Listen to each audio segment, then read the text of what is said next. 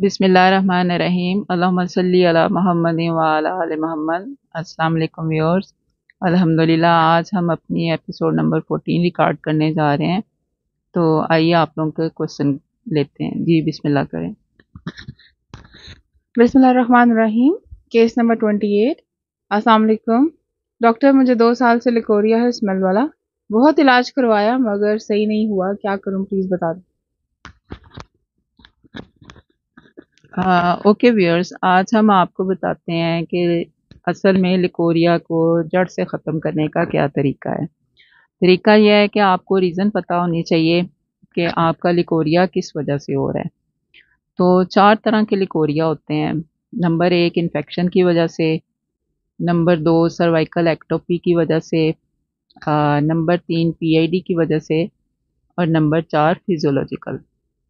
तो सबसे पहले आपको बताते हैं कि कौन कौन सी इन्फेक्शन है जिसकी वजह से लिकोरिया होता है।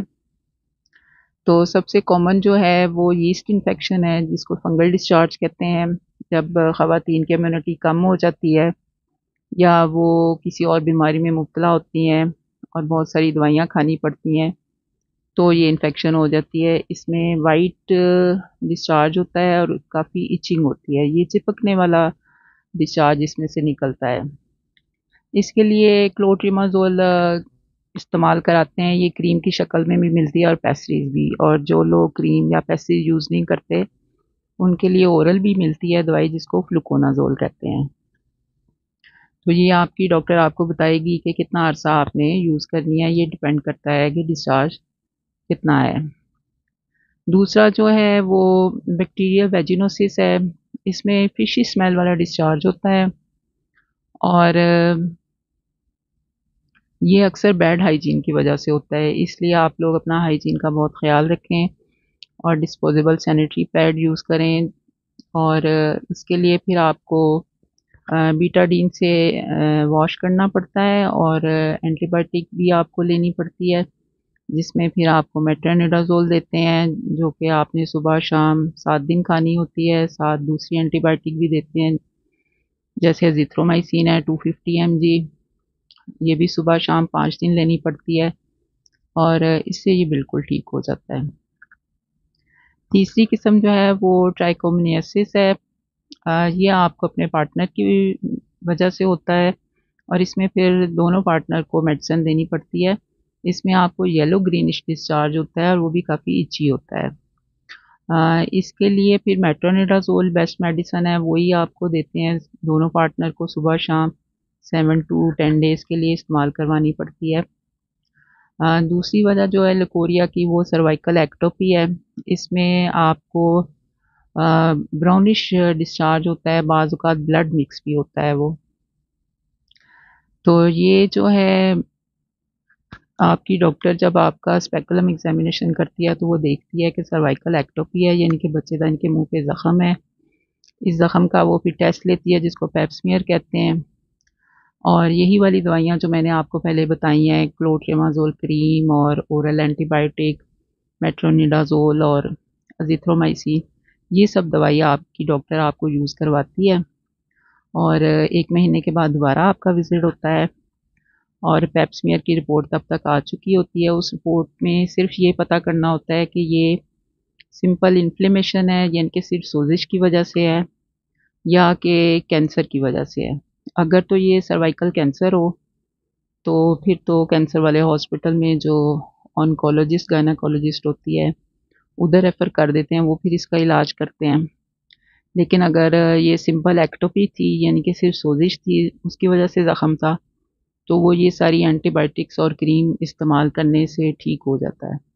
लेकिन कुछ जो क्रोनिक किस्म की इन्फ्लेमेशन होती हैं वो नहीं ठीक होती। ऐसे मरीज़ को एडमिट करके फिर इसकी कॉटरी करते हैं। कॉटरी में आजकल लेज़र कॉटरी भी है, इलेक्ट्रिक कॉटरी भी है, कोल्ड कॉटरी भी है। तो ये डिपेंड करता है कि आप जिस हॉस्पिटल से इलाज करवा रहे हैं उनके पास कौन-सी कॉटरी है। तो लेज़र कॉटरी आजकल बेस्ट है, लेकिन वो एक्सपेंसिव है। इसमें वो हिस्सा जो ज़ख़म वाला होता है उसको जला देते हैं और वो जल के वो उतर जाता है और नीचे से फिर फ्रेश जो टिश्यू निकलता है वो बिल्कुल ठीक होता है। तो इस तरह ये इसका इलाज हो जाता है।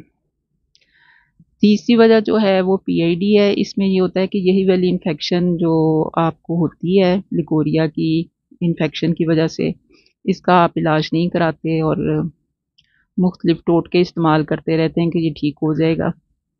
तो वो ठीक होने की बजाय वो इन्फेक्शन ऊपर बच्चेदानी में, ट्यूब्स में और पेल्विस में चली जाती है और उसकी वजह से फिर ट्यूब्स भी बंद हो जाती हैं और ख़ातून को हमल भी नहीं होता फिर आगे, और ये काफ़ी सीरियस कंडीशन हो जाती है। अक्सर जिन ख़वातीन ने वक्फे के लिए कॉपर्टी रखवाई हुई होती है उनको ये मसला ज़्यादा हो जाता है।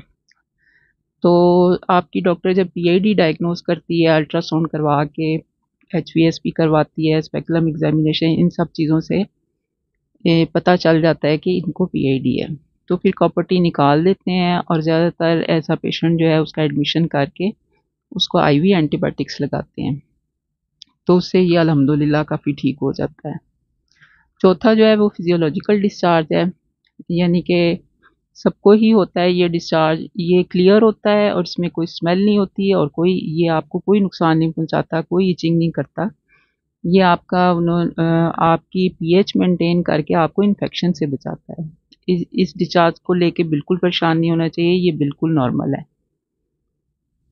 और जो ख़वातीन इस डिस्चार्ज को ये लेके नमाज नहीं पढ़ती कि जी ये नापाक होता है और इससे गुस्ल वाजिब हो जाता है, ऐसा कुछ नहीं है। आप अपनी नमाज़ें जारी रखें, सिर्फ जब पीरियड्स आते हैं आपने नमाज नहीं पढ़नी, वो गुस्ल करके पढ़नी होती है।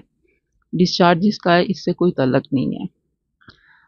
आई होप कि ये इन्फॉर्मेशन आपके काम आएंगी और आप दूसरों तक भी पहुंचाएंगे। तो इंशाल्लाह एक और इन्फॉर्मेटिव वीडियो के साथ आपकी खिदमत में हाजिर होंगे। तब तक सलामुन अलैकुम।